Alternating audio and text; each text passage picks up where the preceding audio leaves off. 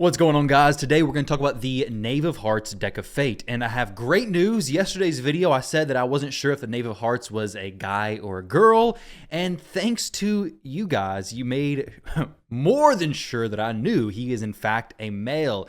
Knave is a male, not a female. This is why I don't wait until last minute. Simple as that. That's a good point for the fusion. I think I'm so good on the fusion. Aries went in talking about it's a Knave. I didn't read the stuff.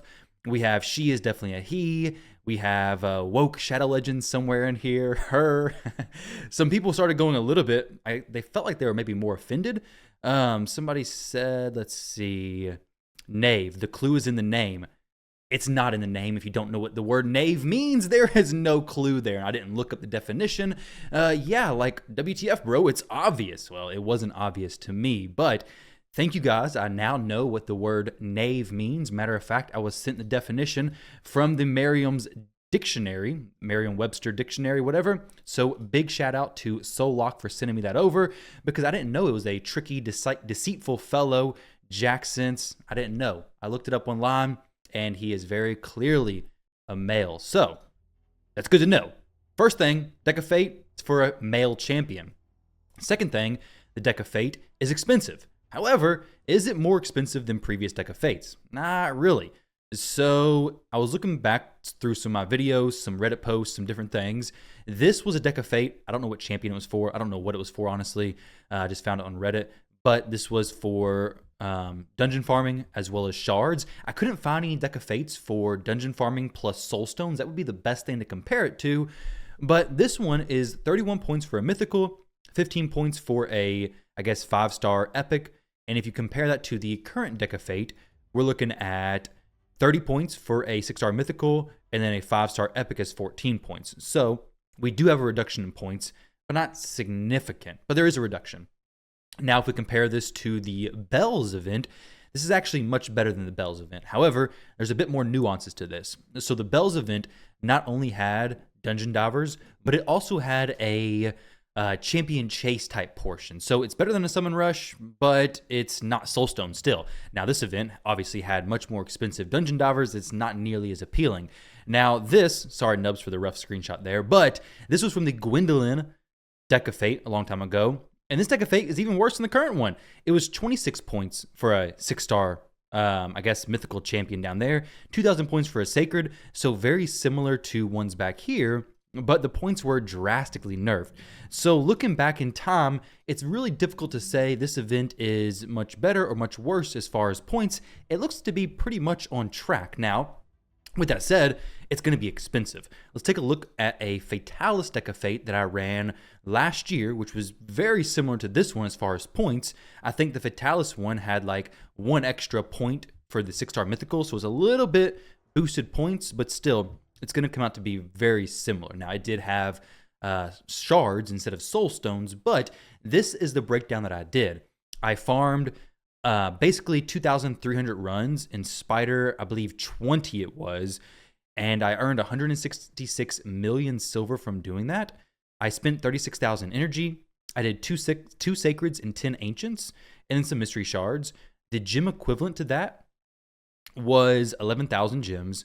I had purchased some energy at the time, but basically I made a good chunk of silver. And that's what I want to talk about in today's video, is basically, what are you going to get if you actually go for this? Well, the deck of fate, right off the bat, I tested 1,000 energy in both stage 30 of the event dungeon as well as stage 20. And this basically came out to be what I've seen on other places and different calculators. Basically on stage 30 or stage 10 hard, you're getting about 0.85 points per energy. And on stage 20 of the event dungeon or any other dungeon, you're getting about 0.9 points per energy.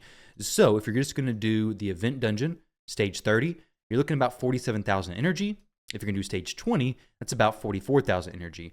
Now, if you were to convert that over to gems, what are you looking at? Let's say 45,000 divided by 130, 346 times 40 gems per refill. So you're looking at about 13.9 thousand gems. Now, that's a lot of gems. That is a whole lot of gems if you just purely want to go for this. Now, I saw a comment on a video I was watching. I forget which one it was, but the person was talking about if you compare this to how many gems purchasing ancient shards from the shop to get a guaranteed legendary would be, let's check that out as well. So if you need 150, ancients on a 150 ancient guaranteed champion, divide that by 11, you're looking at 13 purchases from the shop. So 13 times, was it 900? You're looking at 11,000 gems for a guaranteed legendary if you were to purchase all the ancient shards just with gems. Now, you're probably not going to do that, so it may not be a great comparison. Just like with this, you probably don't need to use all just gems. You probably have some free energy stored up. You may have some shards to go with it, some soul stones, to go with it to help cushion the amount of points you actually need. Now, with that, the rewards you're going for, I think, are very important to pay attention to, because if you do this wisely over the next few days, I think you can do it relatively efficiently. Now, that is not to mention that if you're going to go for a future fusion and you're tight on energy, this is probably just not the best idea to go for. I'm going to go for this. I'm going to do a video on this champion as soon as possible, probably tomorrow. So if you want to wait till I do that to make your decision, wait until then. But you will be picking up multiple layers of rewards if you do this correctly. So first up, we have these rewards here. You have the chance of getting extra rewards if you match the chests. You probably won't match very many chests because you can't pin them. And knowing my luck, I probably just won't match much. So assuming you don't get any matches, that's not realistic. You'll probably get a few. But assuming you don't get any like high quality matches, this is what you're going to be looking at. A Primal Shard, an Ancient, a Void, a 5-star Speed Glyph, a 6-star Speed Glyph, and a Guaranteed Champion in the Knave of Hearts. Use it for future CVCs or whatever you want to do, or Champion Chase tournaments. Now, with that said, you're also going to be picking up, assuming you're doing the Dragon Tournament, if you haven't done this yet. If you've already done this, if you've been ahead on schedule, awesome. You don't have to worry about this. But for me, I'm going to dump some energy into this. I'm going to get these fragments. I'm going to hopefully get somewhere up here in the rewards. Might as well try to pick up at least 50 Royal Masks, right? You're also going to be picking up the Queen's Fury Tournament. Assuming you're doing this during the event, you're going to get the Immortal Soulstone.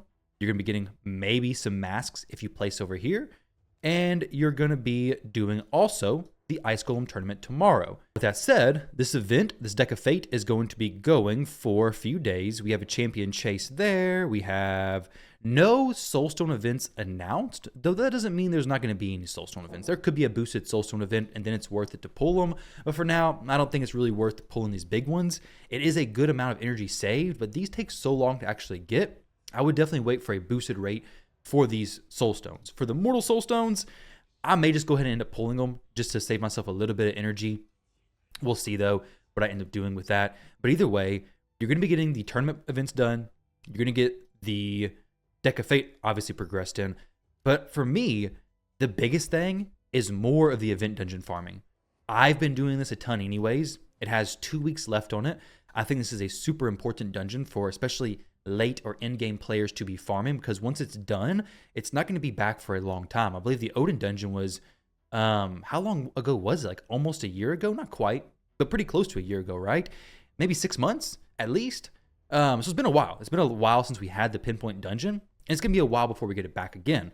So I'm going to dump some more energy into here. I've gotten a few pretty sweet builds on some champions from doing the event dungeon, so I'm looking forward to getting more. So it's something worth considering. Is it worth it for you to maybe pull a few soul stones? I would not go all in on these unless there's a boosted event. To drop some energy.